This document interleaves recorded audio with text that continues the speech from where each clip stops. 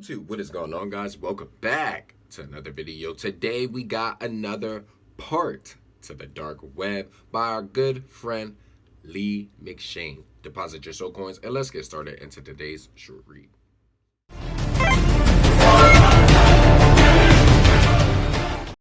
Alright guys, we are back. Let's hop right into it. Like I said, this is the dark web part 3, okay? Let's get right into it. To normal people, Red Room meant nothing.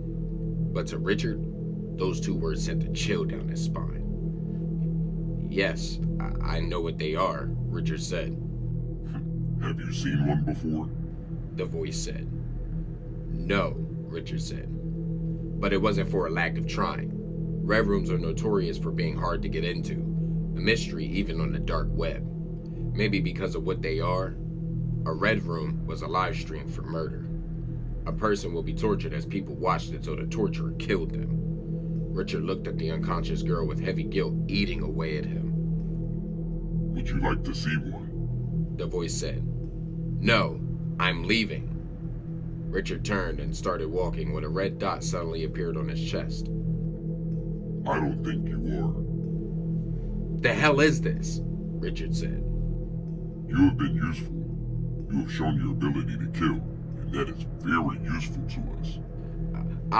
I didn't want to. But you did. Not many people would have done that. So now we want you to do it again. You have the girl in front of you. In 5 minutes, the drugs will lose its effect. So you should tie her down now. Then turn the laptop on and do what the audience tell you. Might want to wear that surgical mask. The call ended, and Richard couldn't think. He had to torture and kill this girl.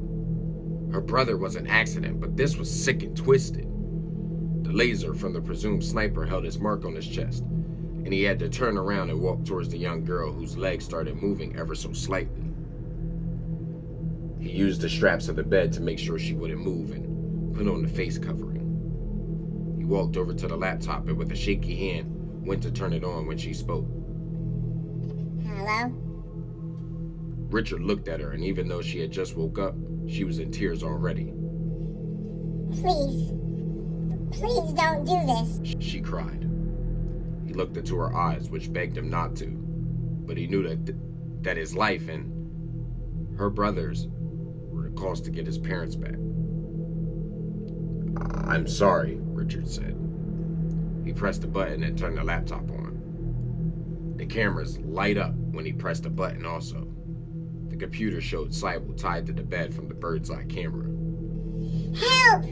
Someone, please help! She shouted. A text box was on the left-hand side of the screen, and it was messages from the people who were watching. They called her a whore and a plaything. One person wanted to see her heart still beating inside her ripped open chest. A poll was running at the top. They were voting on what would be the first torture act. The two options were remove an eyeball or cut a finger off.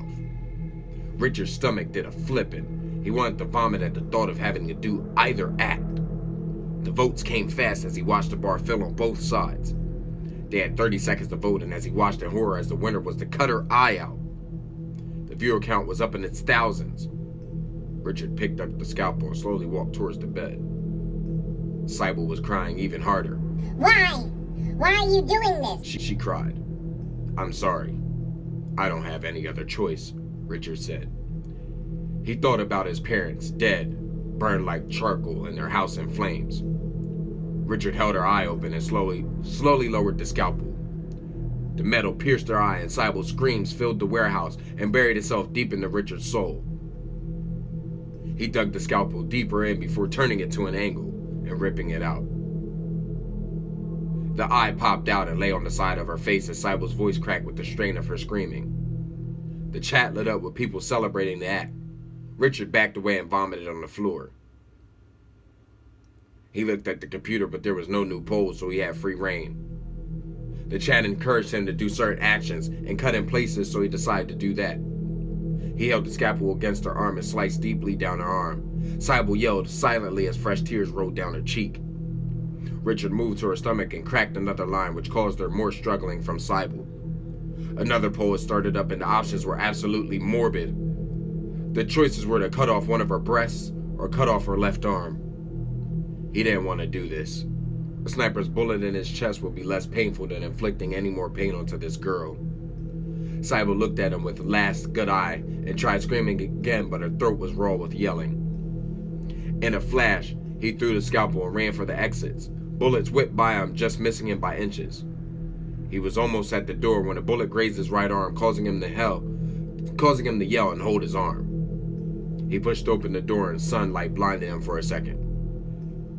A second was all the sniper needed. A bullet found his mark, hitting Richard just above the heart. He hit the ground hard and felt all warmth drain out of his body as his eyes closed. A bright light burned into Richard's eyes. Was he in heaven? A sudden burst of pain in his chest reminded him he was very much alive. But how? He opened his eyes and the light was brighter. He lifted his hands to block it, but he was very weak. So you're alive? A man's voice said, a gentle and kind voice. How are you feeling? Bad, Richard said. I see the gunshot hasn't damaged your thinking. Often when people get shot, they describe it as bad. The strange man said. Who are you? The man who just saved your life. The man walked towards Richard's bed and dimmed overhead light. Richard could finally see his face. He must have been in his early 60s with a full head of gray hair and a slight stubble on his face. An eye patch covered his left eye. My name is Dr. Pierce. You're lucky that the sniper was told to wound and not kill.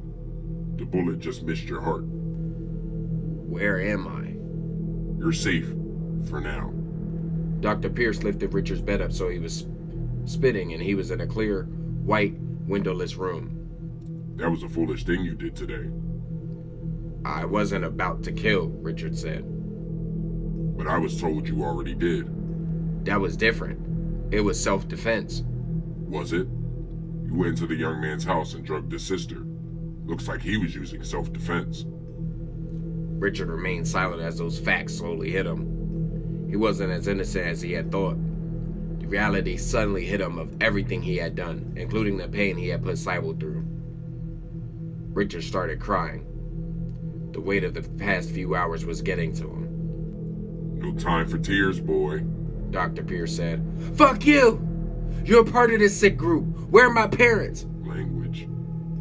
I don't know what has happened to your parents, but they'll be safe, otherwise you would be dead. I just want to go home. Me too, boy. But we have work to do before anyone leaves. What? You still have a job to do, and I need to help you. Not another red room, please. Don't worry. This time you won't be killing anyone. Nah. This job involves those already gone. You are joining the organ harvesting group. Yo. The organ what?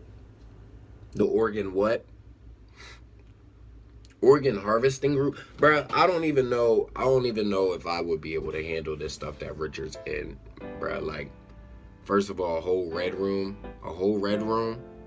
torturing, killing people. Nah, I'm cool off that. Listen, man, go on ahead and follow me, man. Go on ahead and follow Lee, because Lee is a very good writer, man. We say this every time. Why are you guys not following him? Go on ahead and follow him. You feel what I'm saying? His link will be in the description below so that you guys can go on ahead and follow him, as well as his Twitter link, so you guys can go on ahead and follow that. Guys, if you enjoyed this video, you already know what to do. Don't be afraid to hover and haunt that like button. Subscribe today to become part of the Soul Gang, Team Nephilim. Let's get it. Tap that notification bell to know each and every time that I'm uploading these videos. And guys, remember, to be good at the game, you gotta kill with skill. And until our next nightmare, guys, peace out. Love you guys.